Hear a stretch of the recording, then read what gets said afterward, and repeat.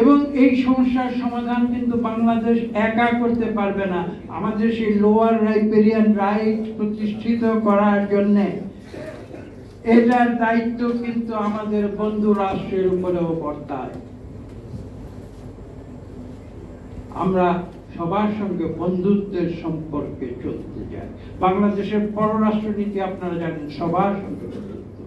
এখানে বুঝতে হবে সবাই বলতে আমরা কি বোঝাচ্ছি।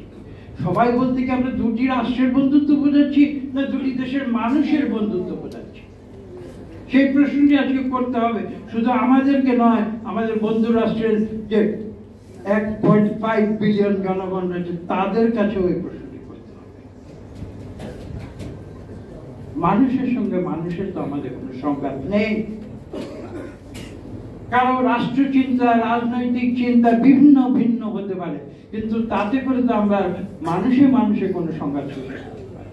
কিন্তু কেন তাহলে আমাদের বন্ধু রাষ্ট্রের তিনটি ক্যাটাগরির শক্তি, একটি হচ্ছে রাজনীতিক, একটি হচ্ছে পলিসি প্ল্যানার, সরকারি আমলা এবং অন্যান্য, এবং দ্বিতীয় হচ্ছে তাদের সিকিউরিটি স্ট্র্যাটেজিস্ট। এই তিনটি শক্তি কেন তারা এই সত্যকে মেনে নিতে পারে না যে পর্যন্ত দুটি রাষ্ট্রের মানুষের মধ্যে হবে, দুটি রাষ্ট্রের সরকারের মধ্যে না? আমি কথাগুলো খোলাখুলি বলছি এবং আমি স্পষ্ট ভাষায় বলে দিচ্ছি যে ভারতের মানুষ এবং বাংলাদেশের মানুষ কিন্তু অকৃত্রিম বন্ধু। আমরা কিন্তু 71 সালে ভারতের মানুষের অবদান কোনোদিন ভুলে যাইনি। বক্তব্য দীর্ঘ করব না,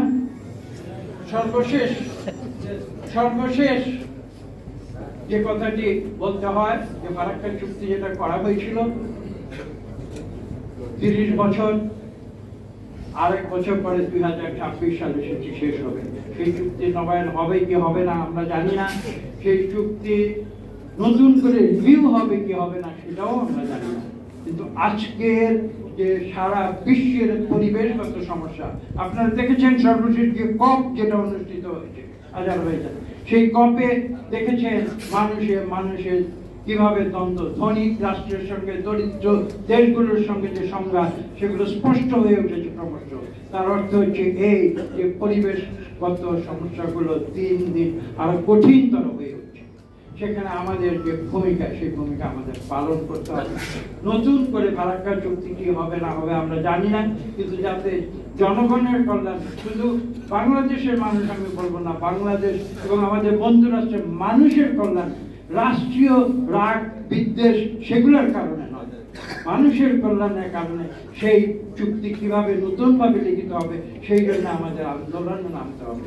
এবং যদি জনাব আতিকুর রহমান সালুর উত্তরাধিকারীরা যারা আজকে এই কক্ষে আছেন, তারা যদি সত্যই জাতির এই গুরুত্বপূর্ণ রূপান্তরের মুহূর্তে যদি সত্যিকার শ্রদ্ধা প্রদর্শন করতে চান, তাহলে আমি অত্যন্ত বিনীতভাবে আপনাদের কাছে একটি প্রস্তাব করব।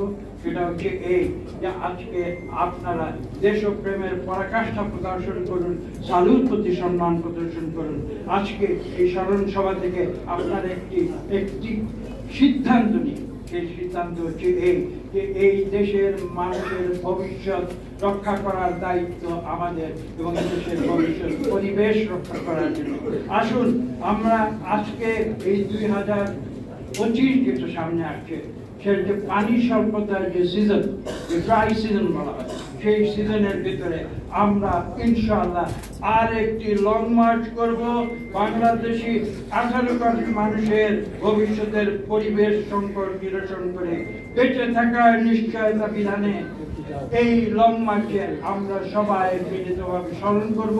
আতিকুর রহমান সালুকে স্মরণ করব, মাওলানা ভাসানীকে স্মরণ করব, তিনি এই দেশকে ভালোবেসে, তিনি কোনো ক্ষমতার জন্য নয়, ভাসানী কিন্তু কোনো ক্ষমতা গ্রহণের দিকে প্রতিদিন লড়াই করছেন, তিনি দেশকে ভালোবেসে, এই দেশের মানুষকে ভালোবেসে, যার অনুসরণে আতিকুর রহমান সালু দ্বিতীয় ফারাক্কা মার্চ করেছিল।